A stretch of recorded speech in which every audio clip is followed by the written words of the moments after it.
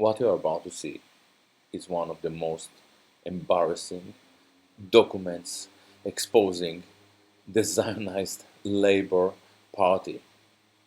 We will witness Lord Falconer reading a Zionist script on BBC Live. He is not familiar with the facts, he is totally unfamiliar with the terms, he can hardly pronounce the terminology. What do you think, Charlie? I think it was the wrong decision. I think it sends a terrible message about the Labour Party. Chris was suspended for what was described as a pattern of behaviour. It wasn't just saying that the Labour was too apologetic. He had, over time, aligned himself with people who had either been expelled from the party for anti-Semitism or people who had committed unarguable anti-Semitic acts. For example, he had signed a petition and circulated in support of a man called Gilad Atzmon, who'd been banned by Islington from playing jazz in an Islington venue. What Gilad Atzmon had done, he'd promoted Holocaust denial, he'd blamed the Grenfell Tower fire on people he described as Jerusalemites, and he'd suggested that Hitler's attacks on the Jews had been in response to the Jews declaring war on Germany. These are terrible anti-Semitic things. And when the caricature, Lord Faulkner, is reading text provided to him. He is not familiar with the facts. He didn't bother to check anything. Unarguable anti-Semitic acts. For example, he had signed a petition and circulated in support of a man called Gilad Atzmon, who'd been banned by... Not Gilad Atzmon, Gilad Atzmon. It's me. I'm quite an established jazz artist. Who'd been banned by Islington from playing jazz in an Islington venue. You obviously know nothing about the incident. Islington Council followed a ludicrous request from a director of Likud UK, a foreign lobby associated with an horrendous fascist party that is involved in war crimes in the Middle East. Islington Council hired the two most expensive lawyers in Britain. This adventure cost Islington Council £136,000. Taxpayers' money. A desperate attempt to stop me playing. And guess what? They failed. Venue. What Gilad Atzmon had done, he'd promoted Holocaust denial.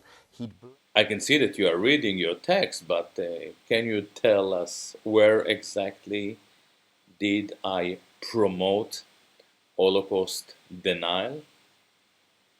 Just out of interest. He'd blamed the Grenfell Tower fire on people he described as Jerusalemites.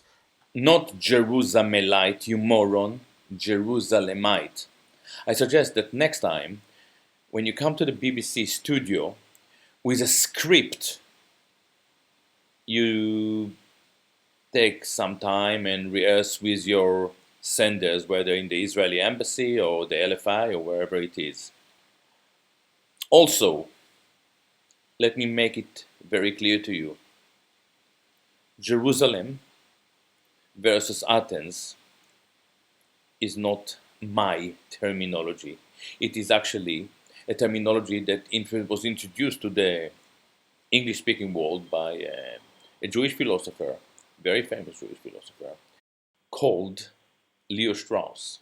And I also want to make sure that everyone who watched this video, including you, Lord Faulkner, understand that every time I refer to Athens and Jerusalem, I make sure that my listeners, my readers, understand that Jerusalem is not a reference to Jews, and Athens is not a reference to Gentiles.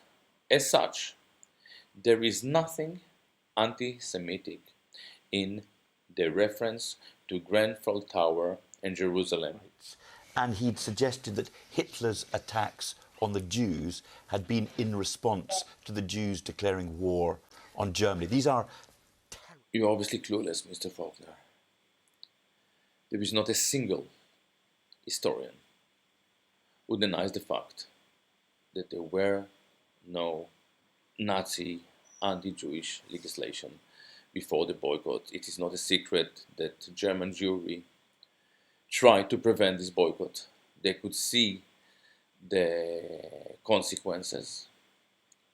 They could see how dangerous, how volatile the situation was. You just don't know what you're talking about. However, we are left with one question. You're obviously reading a script. You obviously didn't do your homework. You don't know who I am. You didn't even bother to try to figure out who I am. And the next obvious question is, who wrote your script? Was it maybe Shai Masot, the Israeli embassy? Maybe the LFI? Or maybe it was Cherut Likud UK that wrote your script? Or maybe your old friend Tony Blair? I guess that we will never know. So for the time being, let's listen to some Islington Christmas saxophone played by The Vögel reisen